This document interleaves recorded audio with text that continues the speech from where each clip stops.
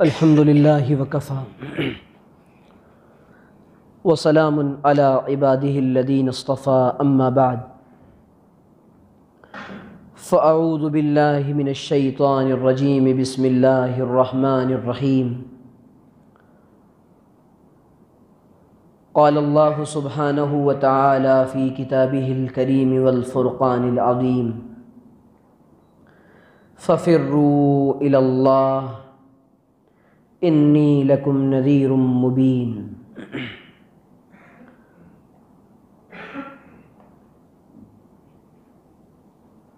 سبحان ربک رب العزت عما یصفون وسلام علی المرسلین والحمد للہ رب العالمین۔ اللہم صلی علی سیدنا محمد وعلی آل سیدنا محمد فی اول کلامنا و اوسط کلامنا و آخر کلامنا۔ میرے عزیز دوستوں اور بزرگوں، ماشاءاللہ آپ حضرات کو اس ذوق و شوق کے ساتھ بیٹھا دیکھ کر خوشی ہوئی۔ آپ نے میرے جیسے چھوٹے سے طالب علم کے لیے اپنا قیمتی وقت نکالا ہے۔ اللہ تعالیٰ آپ لوگوں کو جزائے خیر عطا فرمائے۔ سب سے پہلے تو میں مشکور ہوں حضرت اقدس حافظ عبدالغفور صاحب دامت فیوضہم کا، کہ جن کی توجہات اور عنایات کی وجہ سے اور شفقتوں کے سائے میں آپ کے سامنے حاضری کا شرف نصیب ہوا۔ صورت حاضری ہوتی رہتی ہے کئی سال سے۔ حافظ سہیل صاحب، بھائی اعجاز وغیرہ یہ حضرات محبت فرماتے ہیں، ذرہ نوازی کرتے ہیں کہ اس ناتواں کو بار بار بلاتے ہیں۔ میں بھی اس نیت کے ساتھ کہ سننا سنانا ایمان والوں کو نفع دیتا ہے حاضر ہو جاتا ہوں۔ اللہ تعالیٰ سے دعا ہے کہ اللہ تعالیٰ صحیح طرح سے مجھے بات کہنے کی، سمجھنے کی، سننے کی، ہم سب کو عمل کرنے کی توفیق عطا فرمائے۔ انسان دنیا کے اندر اللہ کی پسندیدہ مخلوق ہے۔ اللہ تعالیٰ نے انسان کو سب سے اشرف اور افضل بنایا ہے۔ یہ انسان دنیا کے اندر صرف اور صرف اس لیے نہیں آیا کہ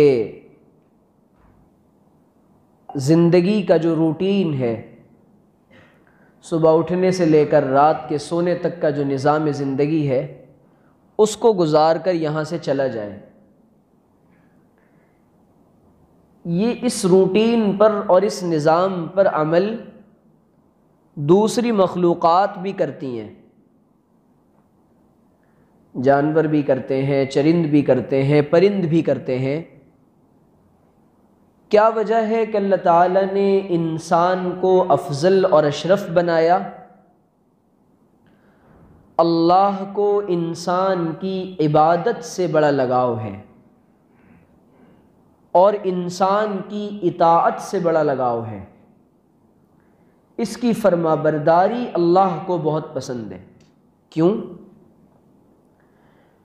انسان کے ساتھ ساتھ اللہ تعالیٰ نے 3 چیزیں رکھی ہیں۔ ایک تو نفس، دوسرے شیطان، اور تیسرے دنیا۔ انسان کوشش یہ کرتا ہے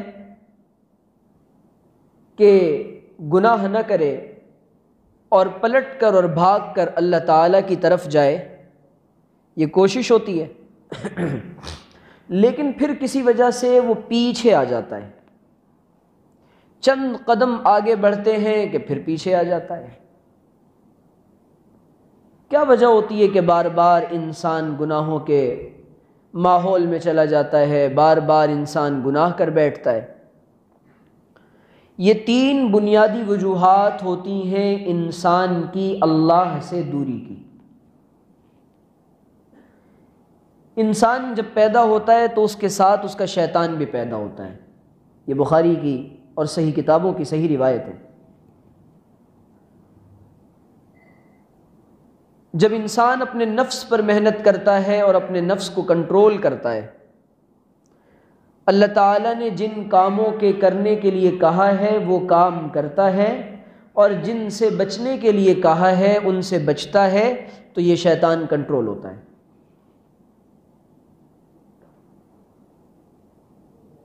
اور نفس کا معاملہ یہ ہے کہ انسان چاہتا ہے کہ اللہ تعالیٰ نے اس کے اندر دو صفات ڈالی ہیں، دو مزاج ڈالا ہے۔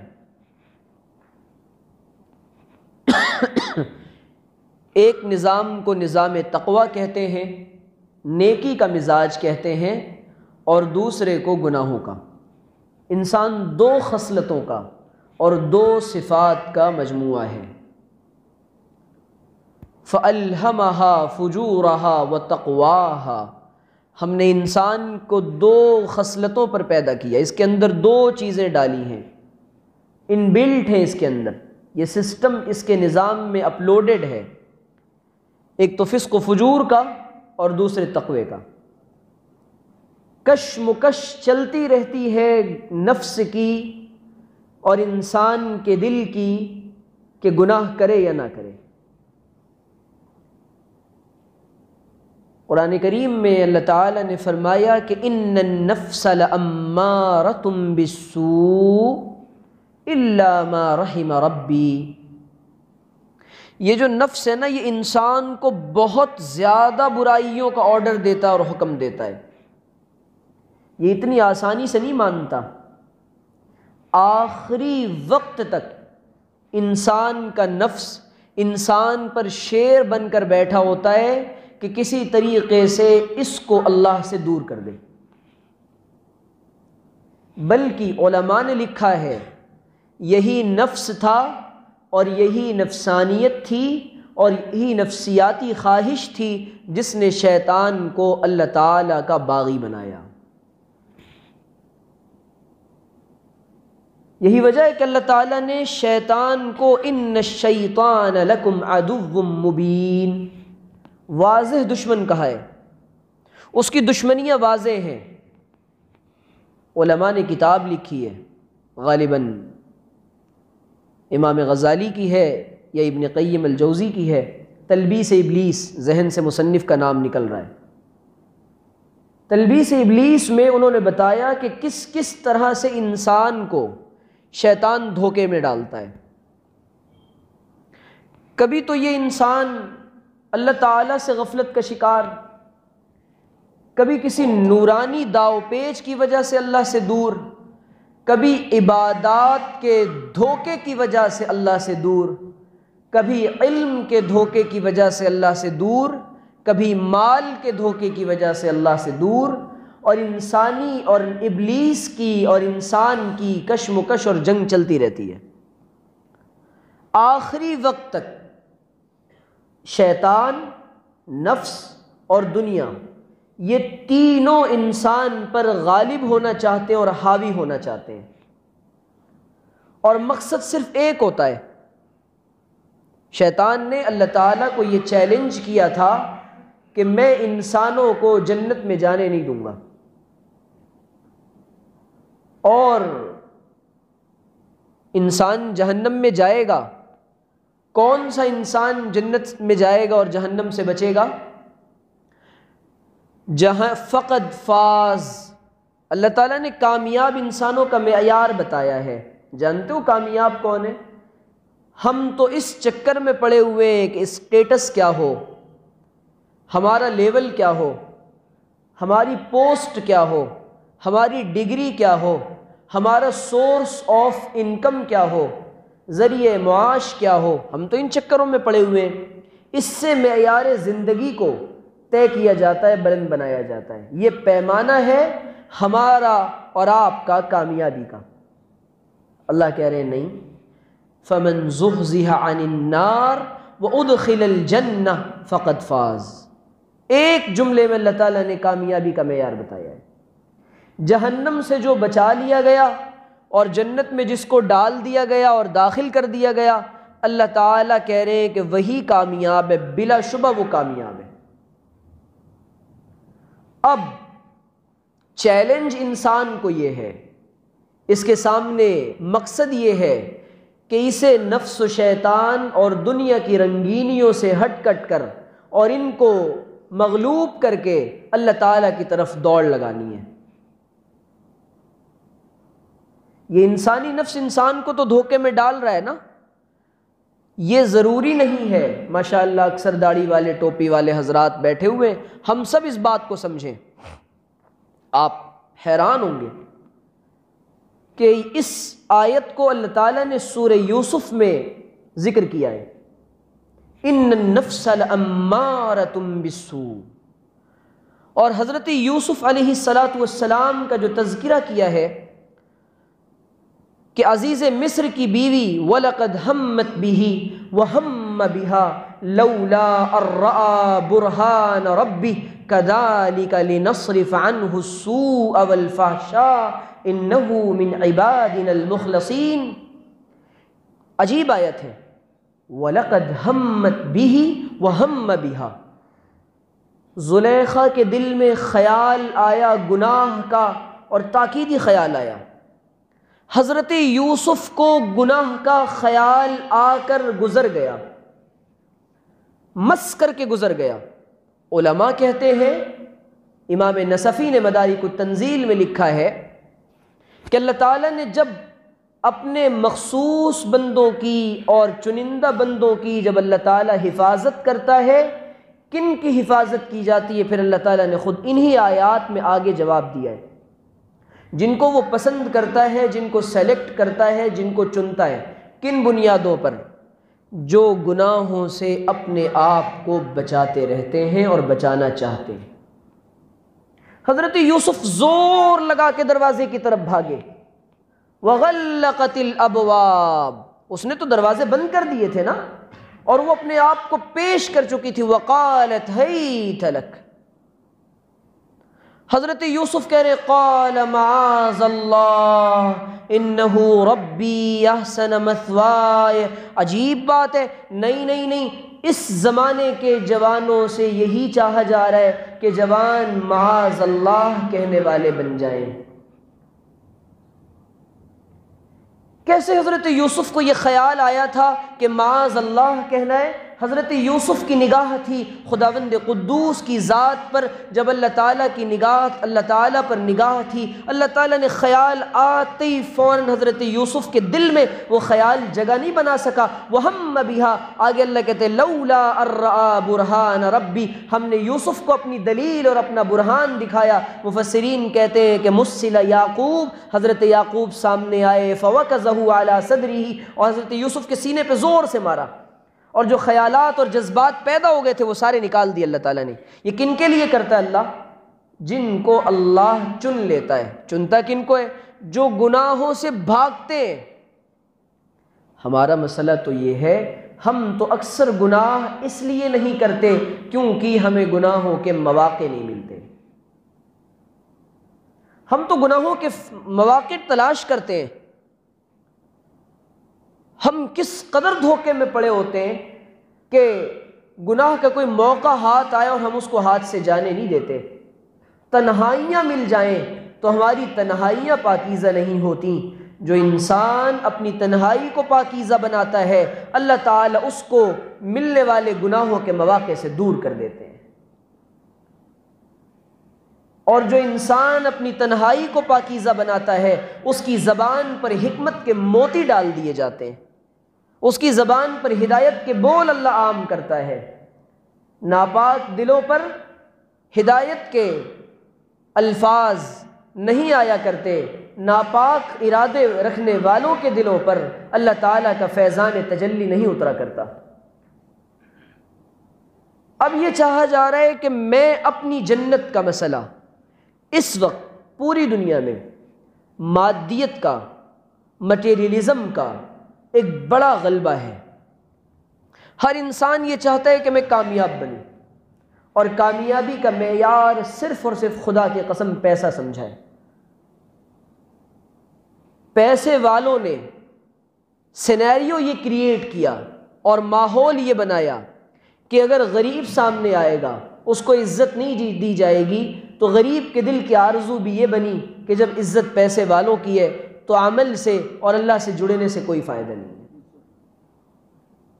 ان کو بھی یہ وبال اور یہ عذاب لگ گیا۔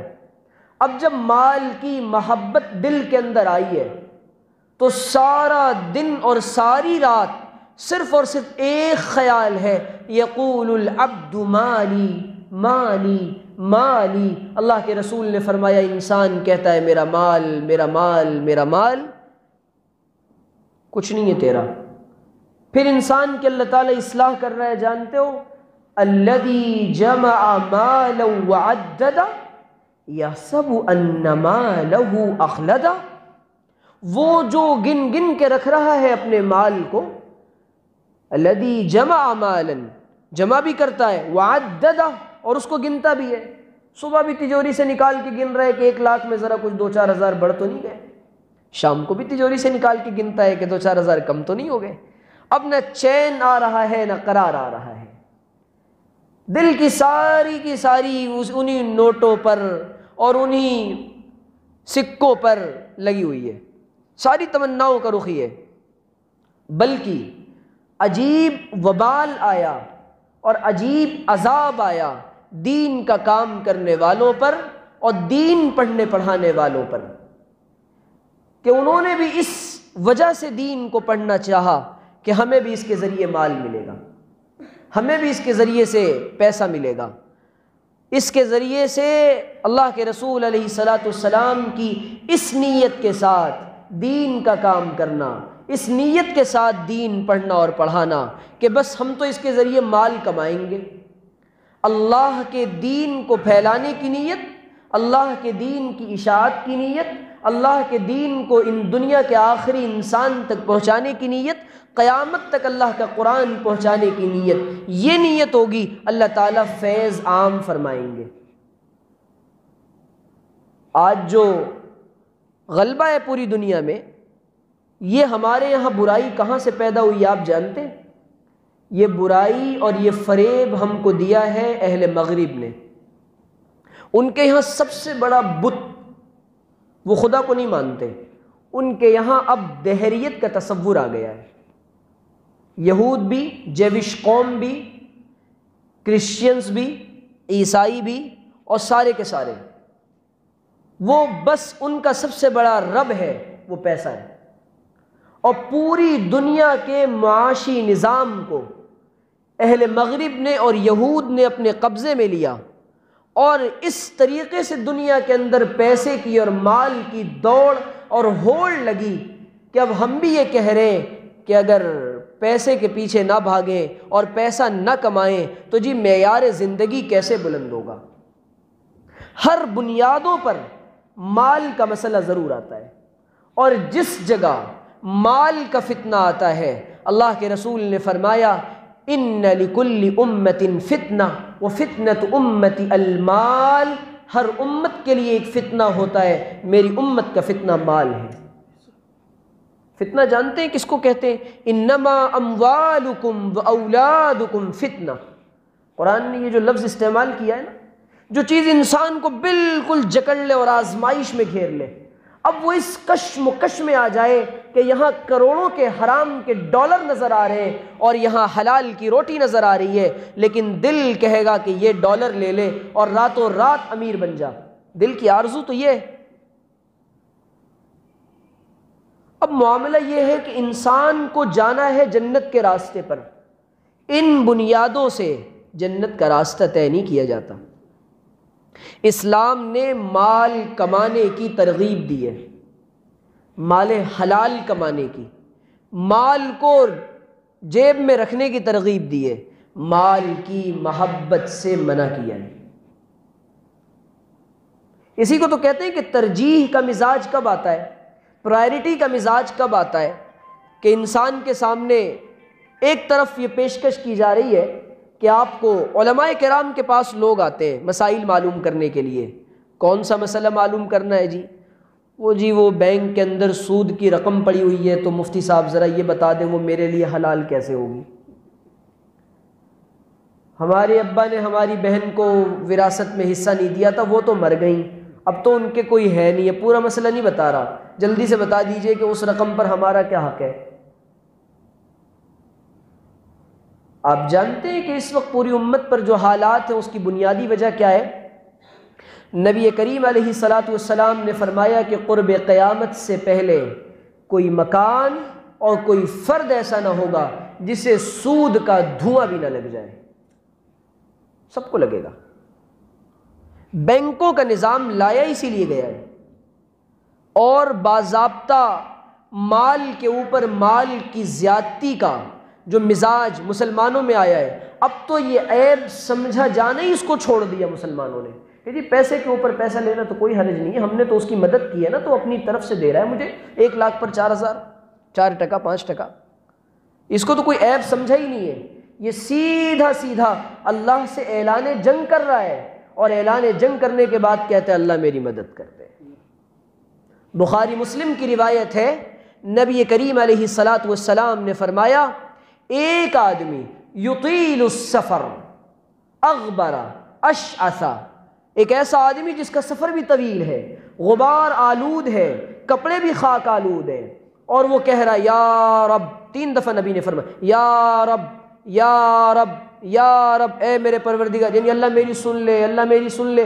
مسافر بھی ہے، پرا گندہ بھی ہے، تھکا ماندہ بھی ہے، طویل سفر بھی کر کے آیا ہے، بھوکا پیاسا بھی ہے، اس کے بعد کہہ رہا ہے یا اللہ میری سن لے، یا اللہ میری سن لے۔ نبی کریم علیہ الصلاۃ والسلام نے فرمایا کیف انا یستجاب لہا، اس کی دعا کیسے قبول کی جائے گی؟ مطعمہ حرام ومشربہ حرام وملبسہ حرام، انا یستجاب لہا، اس کا کھانا بھی حرام، اس کا پینا بھی حرام، اس کا پہننا بھی حرام۔ مال حرام کی نحوست جب اس امت کے دل سے نکلے گی تو اللہ تعالیٰ دعائیں قبول نہیں کرے گا۔ یہ امت حرام کو حرام سمجھے کہ یہ نبی کریم علیہ الصلاۃ والسلام نے فرمایا کہ جسم کا جو ٹکڑا مال حرام سے پلا ہو اور جس نے مال حرام سے پرورش پائی ہو، وہ ٹکڑا صرف اور صرف جہنم کا ایندھن بنے گا اور کچھ نہیں۔ حضرات صحابہ کو دیکھیں کہ فاقوں پر فاقے کر رہے ہیں، فاقوں پر فاقے، اور بھوکے پیاسے، لیکن اس کے باوجود نہ حرام کا کوئی تصور ہے، نہ کوئی خیال ہے کہ کہیں سے کوئی حرام لقمہ آ جائے۔ اور حالت یہ تھی کہ سیدنا، یہی وجہ ہے کہ نبی کریم علیہ الصلاۃ والسلام نے فرمایا الحلال بین والحرام بین وبینہما امور مشتبہات، حلال بھی واضح، حرام بھی واضح، ان کے درمیان چند امور اور معاملات ایسے جن کے معاملات مشتبہ ہیں، ان میں شک ہے۔ فمن وقع، جو آدمی اس میں پڑے گا، اللہ کے رسول صلی اللہ علیہ وسلم نے فرمایا ان لکل ملک حما وحم اللہ محارمہ، آپ نے فرمایا کہ ہر بادشاہ کی ایک چراگاہ ہوا کرتی ہے، اور اللہ کی چراگاہ یہ اس کی حرام کردہ چیزیں۔ جو شکوک میں پڑ جائے گا نا کہ کسی چیز میں شک ہے، یہی وجہ تھی کہ حضرات صحابہ کو اس کا بڑا اہتمام ہوتا تھا، اور ہمارے اس کا کوئی اہتمام نہیں، جہاں چاہا کھا لیا، جیسے چاہا کھا لیا، جو چاہا پہن لیا، جس کے یہاں چاہے جناب دعوتیں اڑا لیں، کوئی خیال نہیں ہے کہ رشتہ دار سود پہ پیسے لا رہا ہے، یہ کیسے لا رہا ہے، کوئی خیال نہیں ہے۔ اس کے بعد جناب جی عمرے بھی کر رہے ہیں، جناب وہ بیانوں میں بھی جا رہے ہیں، اور سارے دین کے کام کر رہے ہیں، اثرات کیوں نہیں ہو رہے؟ دل کیوں نہیں پسیج رہے؟ علماء کی باتیں اثر کیوں نہیں کر رہی؟ آپ حیران ہوں گے۔ نبی کریم علیہ الصلاۃ والسلام نے فرمایا وجہ یہ ہے کہ مال حرام دلوں کے اندر اور جسم کے اندر پہنچ چکا ہے۔ حجاج بن یوسف الثقفی کو معلوم ہو گیا کہ یہاں کے علماء اور اہل اللہ میرے لیے بد دعا کرنے والے ہیں، چنانچہ حجاج بن یوسف الثقفی نے ان سب کی دعوت کر دی، مال مشتبہ کھلا دیا، اب دعائیں کر رہے ہیں، اب وہ خوش ہو رہا ہے۔ کیا بات ہے؟ اہل اللہ، علماء، دیکھیں جب فتنہ آئے گا، اس کو کہتے ہیں فتنہ، کہ پتہ نہیں ہوگا کہ یہ فتنہ ہے اور انسان اس فتنے میں چلا جائے گا. اگر پتہ ہو تو انسان بچ جائے گا، لیکن اس شکل میں آئے گا، نورانی شکلوں میں آئے گا کہ انسان کو پتہ نہیں چلے گا. اور مومن کی اور تقوی کی سب سے پہلی علامت یہ ہے، مومن کو اور متقی کو مال حرام کبھی ہضم نہیں ہوگا. دلیل کیا ہے؟ دلیل سیدنا صدیق اکبر کی ذات ہے اور آپ کا یہ عمل ہے. صدیق اکبر نے لقمہ اٹھا کر کھا لیا. حضرت سیدنا صدیق اکبر نے لقمہ اٹھا کر کھا لیا. کسی نے بتایا کہ یہ تو مشکوک ہے. حضرت صدیق اکبر نے منہ میں حلق میں ہاتھ ڈال کر قے کی ہے اور لقمہ نکالا ہے، اور فرماتے تھے کہ اگر یہ میری جان کے ساتھ بھی نکلتا تو صدیق اکبر اس کو بھی نکالتا. مجھے یہ نہیں پسند کہ میں جہنم کا ایندھن بنوں. قرآن ایسے شخص کے بارے میں کہہ رہا ہے اتقا، یہ ہے تقوی والا. ابو بکر ہے زیادہ تقوی والا. تقوی داڑھی کا، ٹوپی کا، نمازوں کا صرف نام نہیں ہے، ان چیزوں سے اپنے آپ کو بچانے کا نام ہے. امام راغب اصفہانی کہتے ہیں حفظ النفس اما یؤثم وبذلك ترک المحظور وتتم ذلك بترک بعض المباحات. انسان اپنے آپ کو مباح چیزوں سے بچا لے، یہ تقوی ہے. مباح کاموں سے اپنے آپ کو بچا لے. ہم تو کہہ رہے ہیں کہ جی جناب یہ گناہ کبیرہ ہے، اس سے کیا ہوتا ہے؟ جی جناب یہ تو گناہ صغیرہ ہے، اس سے کیا ہوتا ہے؟ روایات میں آتا ہے گناہ کرتے کرتے انسان کے دل کے اندر ایک سیاہ نقطہ لگ جاتا ہے. کرتے کرتے جب انسان اس گناہ کو اپنی عادت اور اپنا مزاج بنا لیتا ہے، وہ سیاہ نقطہ انسان کے دل کو کالا کر دیتا ہے. اور اس قدر وہ دل نہیں رہتا، وہ پتھر کا سل بن جاتا ہے، وہ بنجر بن جاتا ہے. اس پر پھر باتیں اثر نہیں کرتی. آج کیا بات ہے کہ قرآن کریم نمازوں میں پڑھا جاتا ہے اور ہماری آنکھوں سے آنسو جاری نہیں ہوتے.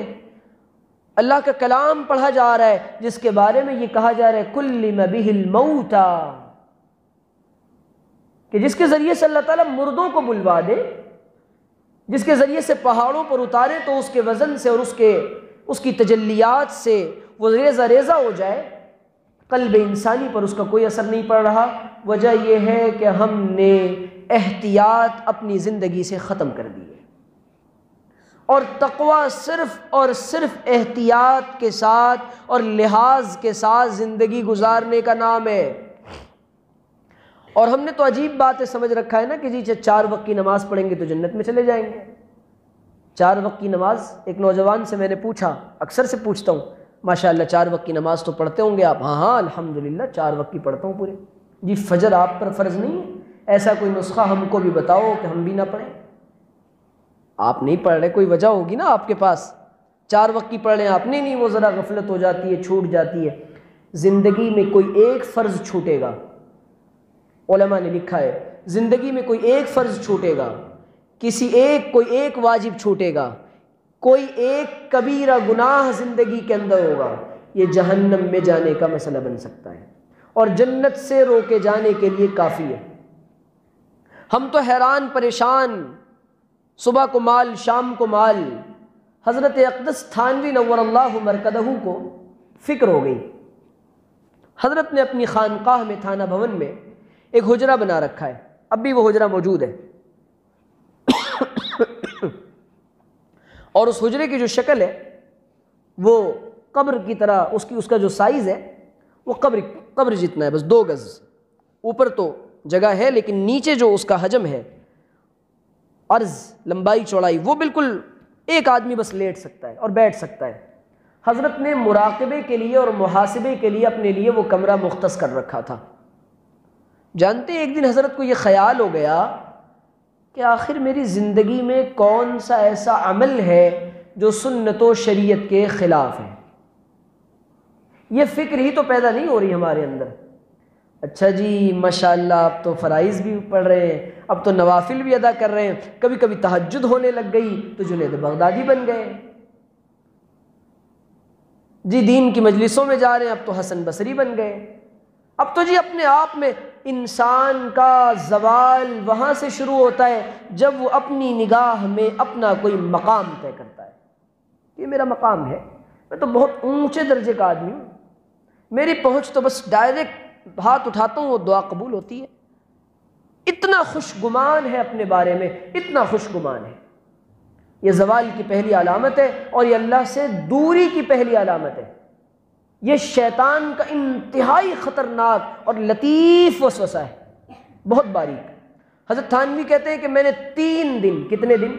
3 دن اپنی زندگی کے نکالے اور حجرے میں جا کر حضرت کہتے ہیں میں سوچتا رہا، غور کرتا رہا، لکھتا رہا، سمجھتا رہا کہ اللہ کوئی کام تو سنت و شریعت کے خلاف ہو رہا ہو تو میں اس کی اصلاح کر لوں، کوئی کام۔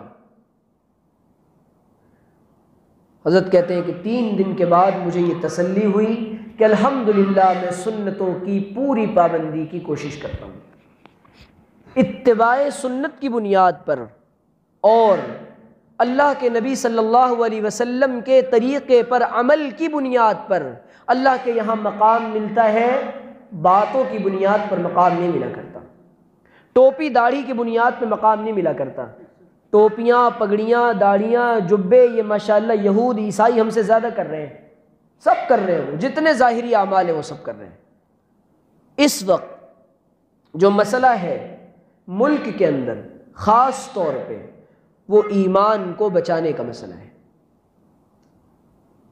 یہ جو باتیں میں نے کی ہے نا، یہ دین کب محفوظ ہوگا؟ جب علم محفوظ ہوگا، اور علم کب محفوظ ہوگا؟ جب علماء محفوظ ہوں گے، اور علماء کب محفوظ ہوں گے؟ جب انسان اپنے علماء کی قدر کرے گا، اور علماء کی قدر کب آئے گی؟ جب اس کو اپنے ایمان کی قدر ہوگی۔ ایمان کے ساتھ تعلق ہے علم کا۔ ایمان کے بعد کی دوسری سب سے بڑی نعمت دنیا کے اندر اللہ تعالیٰ نے علم دین دیا ہے، لیکن ہمیں نہ ایمان کی فکر ہے نہ علم کی قدر ہے۔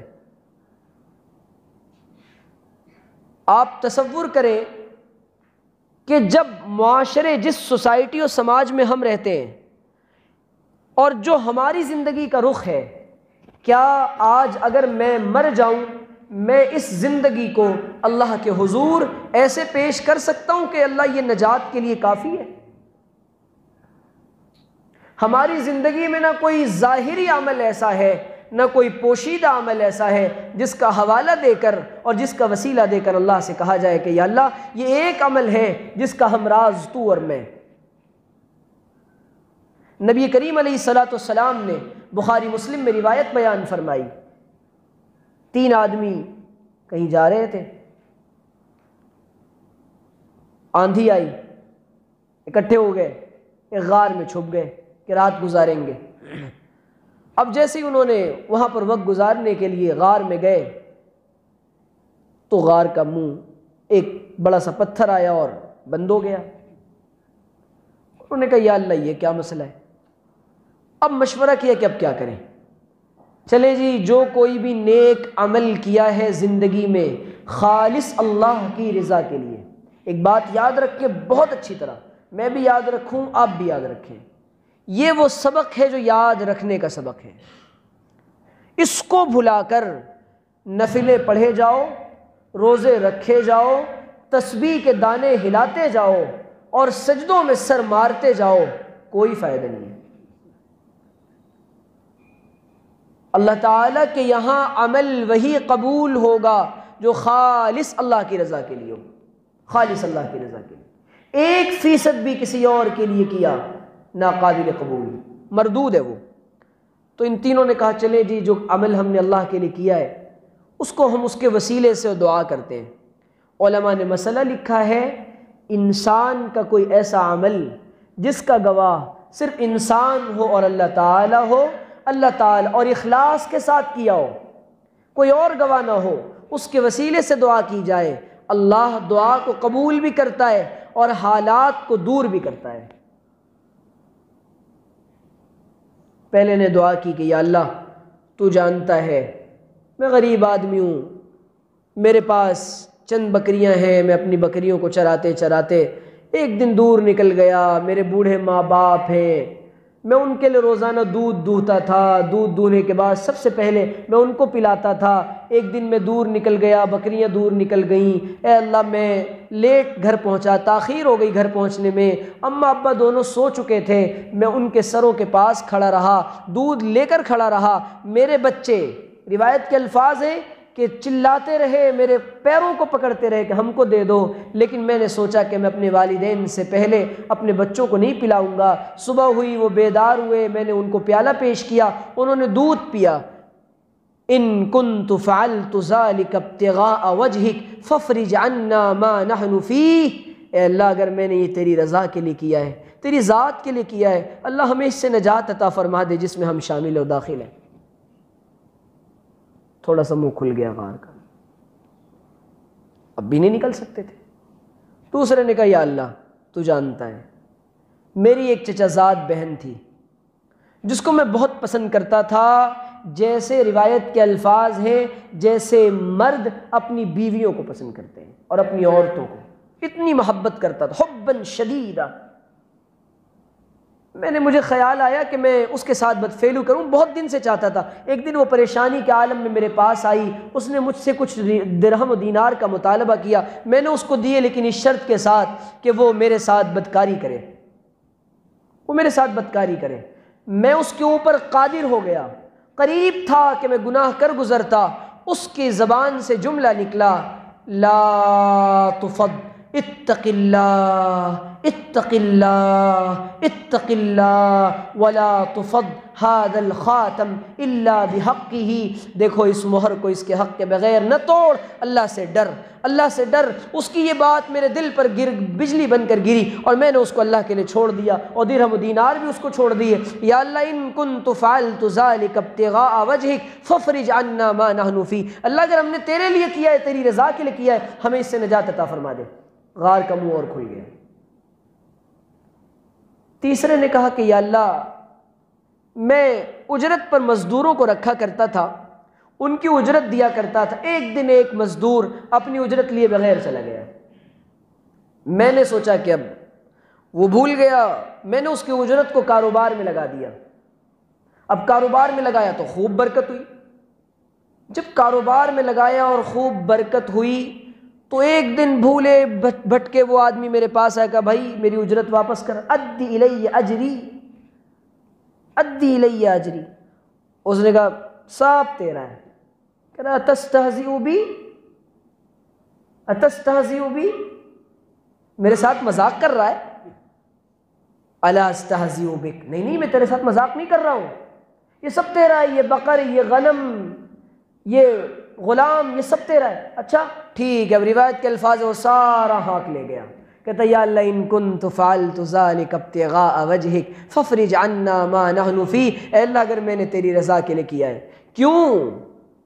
ماں باپ کی خدمت یہ ایسا عمل تھا کہ اس پر اولاد کو فوقیت نہیں دی، اللہ کو پسند آ گیا، اللہ کے اور بندے کے درمیان کا معاملہ تھا۔ کیوں؟ گناہ پر قدرت کے باوجود گناہ کو چھوڑ دیا۔ یہ ایسا معاملہ تھا کہ نفس و شیطان نے زور لگا رکھا تھا، اور میں نے نفس و شیطان کو دور جھٹک کر یا اللہ صرف تیری رضا کے لیے اس گناہ سے بچ گیا، اور تو نے مجھے بچا لیا۔ اور یا اللہ مال آنے کے بعد کون کس کو دیتا ہے، میں نے اس کو دے دیا سارا کا سارا، اے پروردگار اگر ہم نے یہ عمل تیری رضا کے لیے کیا تو ہمیں بخش دے۔ ان کے پاس عمل تھا، انہوں نے عمل کے وسیلے سے دعا کی، اللہ تعالیٰ نے مدد فرمائی۔ خدا کی قسم ہمارے پاس کون سا عمل ایسا ہے، کون سی نماز ایسی ہے کہ ہم اللہ کے حضور پیش کر سکیں کہ یا اللہ فلاں نماز، فلاں روزہ، فلاں عبادت، فلاں کام تیری رضا کے لیے کیا تھا، جس کو تو جانتا میں جانتا ہوں، ہمیں بخش دے۔ کوئی عمل ہے ایسا؟ میرے پاس تو نہیں ہے۔ کوئی عمل انسان کا زندگی میں ایسا ہونا چاہیے، ایک بات تو اللہ تعالیٰ نجات عطا فرمائیں گے۔ ابھی تو چلنے دینا، تو اللہ تعالیٰ نجات عطا فرمائیں گے۔ ہم جن بنیادوں پر زندگی گزار رہے ہیں، خدا کی قسم یہ اسلام اور شریعت کی بنیادیں نہیں ہیں، یہ خود ساختہ دین ہے، یہ نفس کا دین ہے، یہ محمد رسول اللہ کا دین نہیں ہے، یہ محمد رسول اللہ کا دین نہیں ہے۔ یہ ہمارے طلباء بیٹھے ہوئے ہیں یہاں قرآن کریم کے پڑھنے پڑھانے والے، یہ طلباء یہاں آئے ہوئے ہیں مدرسوں کے اندر، یہ حفظ قرآن کریم کر رہے ہیں۔ اب یہ قرآن کو حفظ کر کے امت میں جائیں گے، یہ امت کے رہنما بنیں گے، یہ امام بنیں گے، یہ قرآن سنائیں گے، ان کا جو مقام ہوگا۔ آج امت کے زوال کی بڑی وجہ یہ ہے کہ حامل قرآن کے اور عالم قرآن کے اور قرآن کریم سے تعلق رکھنے والوں کو ذلیل کیا اس قوم نے، اس قوم نے ذلیل کیا ہے۔ جس اسلام کے ذریعے سے یہ بچے کیا کر رہے ہیں، یہ بچے اسلام کو اور قرآن کو اپنے سینوں میں محفوظ کر رہے ہیں، ہمیں ان کی قدر نہیں ہے۔ نبی کریم علیہ الصلوۃ والسلام نے پوری زندگی قرآن کریم سے تعلق رکھنے والوں کو اور قرآن کریم کی حفاظت کرنے والے اور قرآن کے قاریوں کو اور قرآن کے عالموں کو اللہ کے رسول نے فوقیت دی ہے اور ترجیح دی ہے، اور ہم نے معاشرے کا سب سے گھٹیا انسان ان قرآن پڑھنے پڑھانے والوں کو سمجھا ہے، جبکہ نبی کا فرمان کہتا ہے خیرکم من تعلم القرآن وعلمہ، تم میں سب سے بہترین وہ ہے جو قرآن کریم کو سیکھتا اور سکھاتا ہے۔ آج ہمارے یہاں سب سے زیادہ عیبدار بن گیا یہ طبقہ۔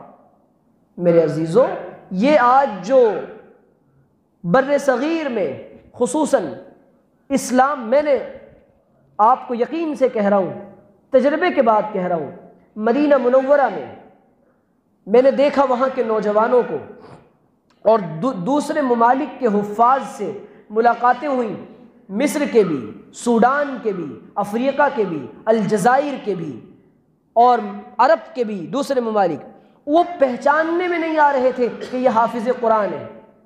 انہوں نے اپنا لباس ترک کر دیا ہے، انہوں نے اسلامی شعائر کو اور سنتوں کو چھوڑ رکھا ہے، صرف اور صرف بر صغیر کے علماء اور بر صغیر کے مدارس کے لوگوں نے اس دین کو اپنی اصلی شکل میں محفوظ رکھا ہے۔ میں نے مدینہ منورہ میں دیکھا چند نوجوان پینٹ شرٹ پہن کر آئے ہاف آستین میں، اور یہاں تک ٹریک پہن کر، اور جلدی جلدی سجدے کیے اور رکوع کیے اور جلدی جلدی نماز پڑھ کے چلے گئے، ان کو کوئی مطلب نہیں ہے۔ اور میں نے وہاں جوا کھیلتے ہوئے رمضان کی مبارک راتوں میں مدینے کی سڑکوں پر دیکھا ہے۔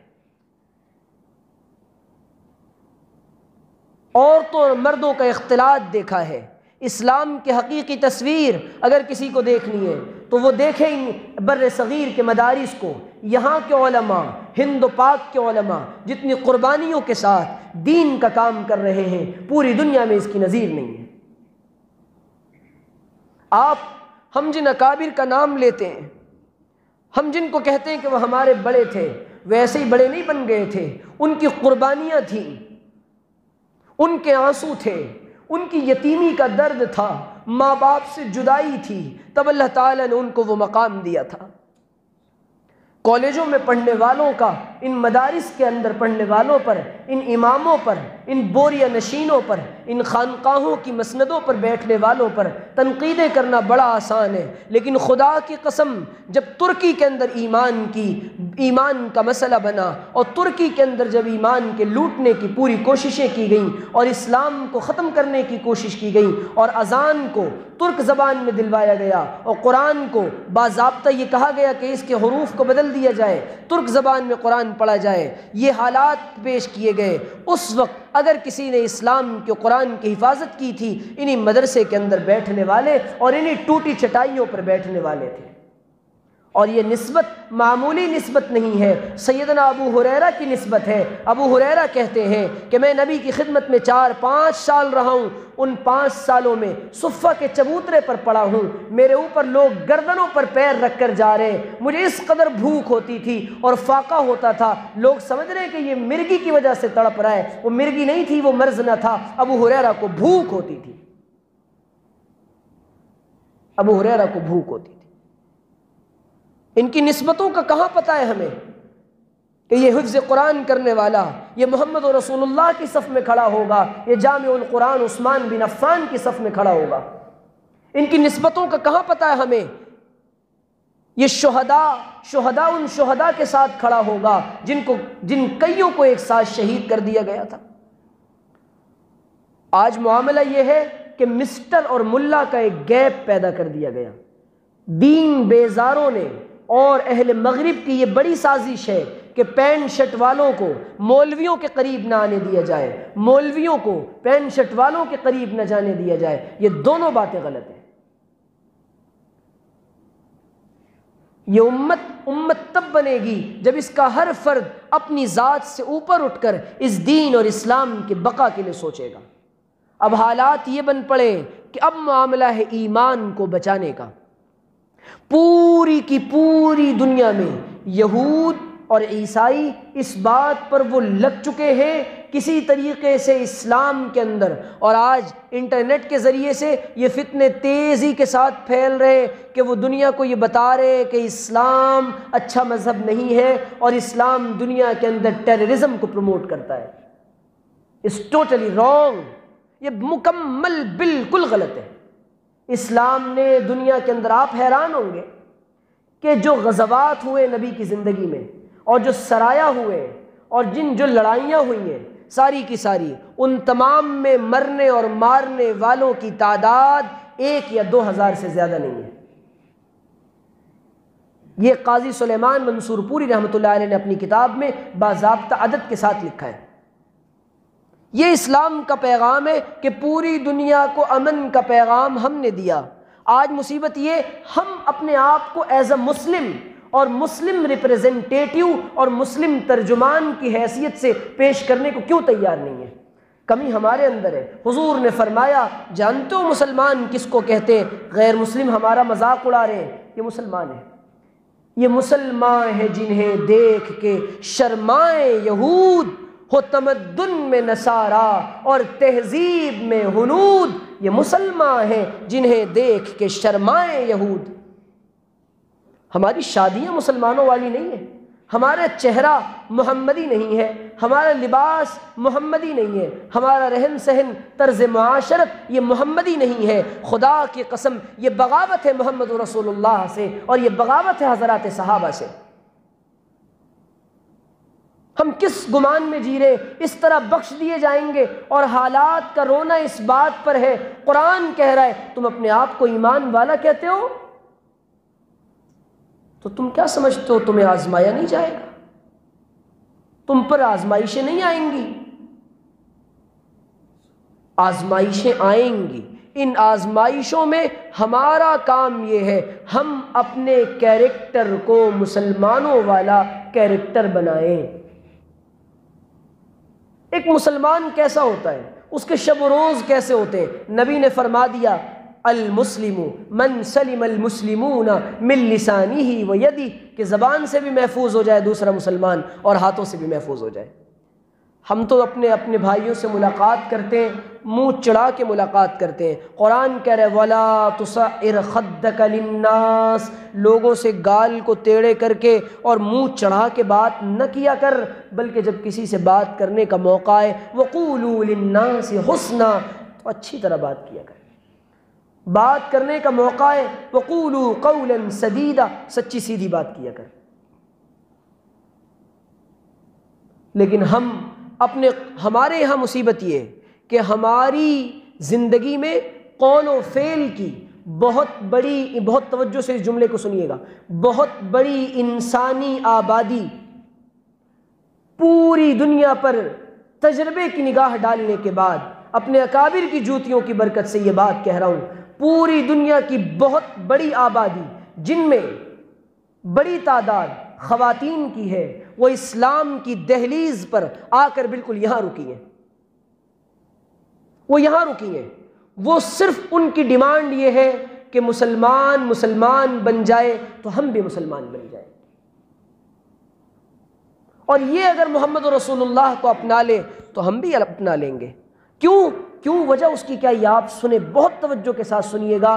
وجہ اس کی یہ ہے، اگر اس نے محمد الرسول اللہ کو نہیں اپنایا، خدا کی قسم یہ ہم کو نہیں اپنائیں گے، یہ ہم کو بھی چھوڑ دیں گے۔ ان کے اندر وہ صلاحیت پیدا نہیں ہوگی کہ یہ محمد عربی کی طرح روم سے آنے والے صہیب کو گلے لگائیں، حبشہ سے آنے والے بلال کو گلے لگائیں، اور یہ فارس سے آنے والے سلمان کو گلے لگا کر سلمان من اہل البیت کہیں اور سب کو اپنا کہیں۔ آج امت نے اپنوں کو پرایا کر دیا، ہم پرایوں کو اپنا کیسے بنائیں گے؟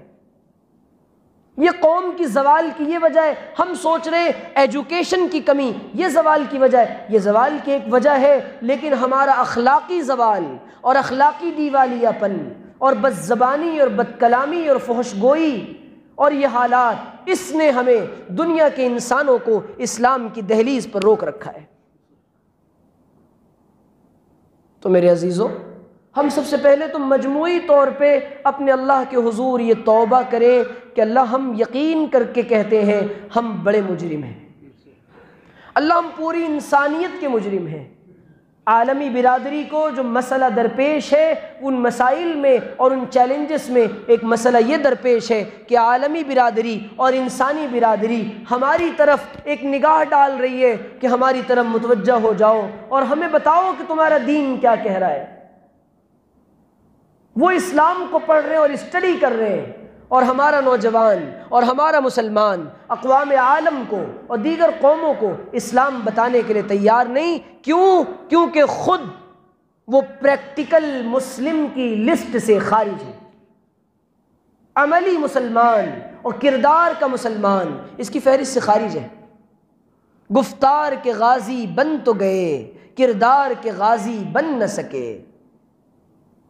تو میرے عزیزوں، گزارش یہ کہ سب سے پہلی بات، اس ملک میں ہم نے، ہمارے اکابر نے جو رہنے کا فیصلہ کیا تھا، وہ اپنی آئیڈینٹی، اپنے تشخص اور اپنی شناخت اور اپنی تہذیب کے ساتھ رہنے کا فیصلہ کیا تھا. ایک بات، یہ کیسے بچے گی؟ یہ بچے گی جب ہم پورا اور پکا ارادہ کر لیں اور اپنے گھروں کے اندر محنت کر لیں اور گھروں کے ماحول کو مضبوط بنائیں اور اسلامی معاشرہ بنائیں. ایک تو یہ. دوسرے یہ کہ سچی پکی یہ ایک بہت بڑا فساد آیا اس امت کے ذہنوں کے اندر کہ دین کا کام صرف مفتی صاحب کا کام ہے، مولوی صاحب کا کام ہے. جس فرد بشر نے کلمہ پڑھا ہے اللہ کا اور اللہ کے رسول کا، اس کا کام ہے فَلْيُبَلِّغُ الشَّاهِدِ الْغَائِبِ، وہ دوسروں تک پہنچائے اس کو جتنا معلوم ہے. یہ کلمہ تقاضا کرے گا. اور آج بھی جن تک یہ دین پہنچتا ہے وہ لوگوں کو کہتے ہیں کہ تم اب تک کہاں تھے، تم اب تک کہاں تھے. بہار اب جو دنیا میں آئی ہوئی ہے، یہ سب پود انہی کی لگائی ہوئی ہے. پوری دنیا ہماری طرف بہت ہی زیادہ منتظر ہے اور شدت سے ہماری منتظر ہے کہ ہم اپنے آپ کو پریکٹیکل مسلم بنا کر پیش کریں، اپنے قول اور فعل کے تضاد کو ختم کریں. ہم جو اپنے آپ کو بازاروں میں پیش کرتے ہیں نا، میں اپنا واقعہ بتاتا ہوں آپ کو. مجھے جانا تھا عمرے کے لیے، کرنسی ایکسچینج کروانی تھی، تو انڈین روپیز دینے تھے اور ریال لینے تھے. میں نے پیسے دیے، ریال لیے. میں بھول گیا 500 روپے 10-20 ریال میں بھول گیا اس کے پاس لینا. ایک مہینے کے بعد، عید کے بعد جب میں لوٹا، میرے پاس کچھ پیسے بچے تو میں نے کہا یہ بھی چینج کرا لیتے ہیں. اب یہ ریال تو کوئی کام کے نہیں ہے انڈیا میں، یہاں تو گاندھی جی چلتے ہیں. تو میں پھر پہنچا اس کے پاس، میں نے کہا بھائی آپ لے لیں. اس نے کہا ہاں یہ تو میں لے رہا ہوں. اس نے رکھ لیے اور اس کے پاس اس نے کہا جی ٹھہرے، آپ کا کچھ حساب باقی ہے. میں نے کہا کون سا حساب؟ کہہ رہے یہ پیسے آپ چھوڑ گئے تھے، لہٰذا یہ 500 روپے آپ کے ایکسٹرا میرے پاس 1 مہینے سے رکھے ہوئے ہیں. حضرت اقدس مفتی محمد شفیع عثمانی نور اللہ مرقدہ نے لکھا ہے کہ جب ہم تو شور مچا رہے ہیں جی یہود غالب آ گئے، عیسائیوں نے یوں کر دیا، یوں ترقی. اللہ کا ایک نظام ہے، قدرت کا ایک اصول ہے کہ جو ترقی کرے گا، جو محنت کرے گا وہ ترقی کرے گا. 12 بجے تک سونے والی قوم اور رات کو الوؤں کی طرح جاگنے والی قوم کبھی ترقی نہیں کر سکتی. حضرت نے کہا کہ جب تم دیکھو کہ باطل یہ پنپ رہا ہے اور اہل باطل کی ترقی ہو رہی ہے، تم سمجھ جانا انہوں نے مسلمانوں کے اخلاق اور اعمال کو اپنا لیا ہے. اور آج مجھے کہنے دیجئے اقوام مغرب کے پاس ایمان کے علاوہ ساری چیزیں، اور خیر منائیں ہم اپنے ایمان کی کہ ہمارے پاس جو ایمان ہے، لیکن کیا یہ ایمان نجات دلوا سکے گا؟ قرآن صاف طور پہ کہہ رہا ہے تمہارا سڑا ہوا گلا ہوا ایمان ہمیں قطعاً مطلوب نہیں ہے. آمنوا بمثل ما آمنتم، آمنوا کما آمن الناس. ایمان چاہیے حضرات صحابہ جیسا، ایمان چاہیے ان جیسا جو صحابہ تھے. ہمارا ایمان نہیں. اور ہمیں تو بشارت دی اللہ کے رسول صلی اللہ علیہ وسلم نے، طوبا طوبا۔ صحابہ نے کہا اللہ کے رسول کس کے لیے خوشخبری سنا رہے ہیں آپ؟ فقیل للغرباء، اللہ کے رسول من الغرباء یا رسول اللہ؟ فرمایا یحیون سنتی ویعلمونها، وہ لوگ ہیں جو میری سنت کو زندہ کرنے والے اور اس کو سیکھنے سکھانے والے، ان کے لیے بشارت ہو۔ آپ نے فرمایا میرا جی چاہتا ہے میں اپنے بھائیوں سے ملوں، تم کو ایک مبارکباد، ہم کو 7 مبارکباد۔ نبی اکرم نے اپنا پورا حق ادا کیا، ہم اپنے نبی صلی اللہ علیہ وسلم کے امتی ہونے کا حق ادا نہیں کر رہے۔ میرے اور آپ کے اعمال جب نبی اکرم علیہ السلام کے روضہ مبارکہ پر پہنچتے ہوں گے، خدا کی قسم حضور پر کیا گزرتی ہوگی۔ چند مٹھی بھر مسلمان یہ عہد کر لیں مجھے اپنے آپ کو بدلنا ہے، I want change my self, مجھے اپنے آپ کو بدلنا ہے، میں اپنی زندگی کے رخ کو بدلنا چاہتا ہوں۔ ہماری مصیبت یہ، ہمیں فکر ہے ستار بھائی کا کیا ہوگا، کلیم بھائی پتہ نہیں کیسے جنت میں جائیں گے، وہ چمونی خالہ پتہ نہیں کتنی باتیں کرتی ہیں، ان کا کیا ہوگا۔ اپنے دامن کے چاک تو پہلے رفو کر لے، تجھے کیوں فکر ہے اے بلبلے صد چاک بلبل کی، تجھے کیوں فکر ہے اے گلگلے صد چاک بلبل کی، تو پہلے اپنے دامن کے چاک تو رفو کر لے۔ اپنا دامن پھٹا ہوا ہے، اس کی فکر نہیں ہے جی دوسروں کی جنت کا کیا ہوگا، اللہ تعالی ہم سے نہیں پوچھے گا۔ اس لیے ہر آدمی یہ زمانہ اپنی اصلاح اور اپنی انفرادی اصلاح کا زمانہ ہے، انفرادی اصلاح کا زمانہ ہے، ہر آدمی اپنی فکر کرے۔ اور تابعی کہتے ہیں، سنیے گا صحیحین میں روایت موجود ہے، تابعی کہتے ہیں میں نے 70 سے زیادہ صحابہ سے ملاقات کی، میں نے ان میں سے ہر ایک کو اپنے بارے میں متفکر پایا، میرا کیا ہوگا۔ عبداللہ ابن مبارک کا حال یہ، اپنے بارے میں متفکر۔ اب حضرت عبداللہ ابن عمر کا حال یہ، اپنے بارے میں غمگین۔ سیدنا عمر ابن خطاب کا حال یہ، اپنے بارے میں غمگین۔ میں کتنے حالات آپ کو سناؤں، اور ہم دوسروں کی فکر کر رہے ہیں، اپنی فکر کے ساتھ ساتھ دوسروں کی فکر۔ اب یہ کام ہے گھر کے بڑوں کا، گھر کے ذمہ داروں کا۔ اللہ تعالیٰ سے دعا ہے کہ اللہ تعالیٰ سمجھنے کی، عمل کرنے کی توفیق عطا فرمائے۔ وآخر دعوانا، ٹھنڈا نہیں سادہ، ہاں، ان الحمدللہ رب العالمین۔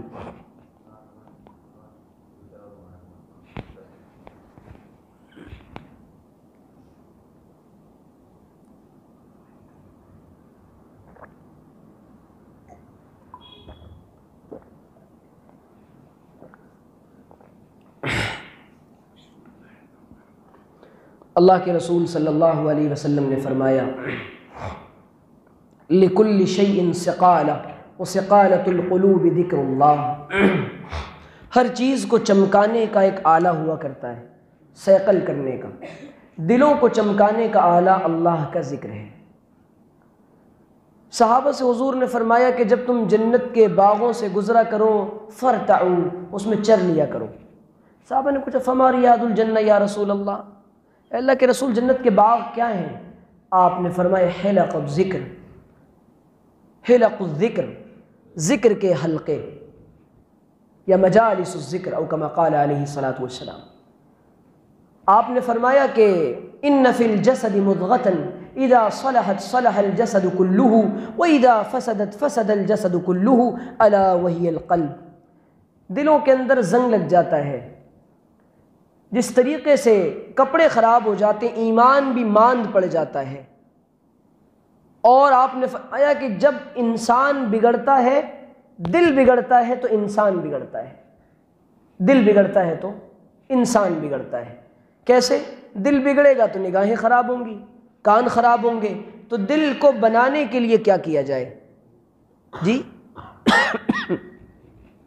دل کو بنانے کے لیے اللہ کا ذکر کیا جاتا ہے۔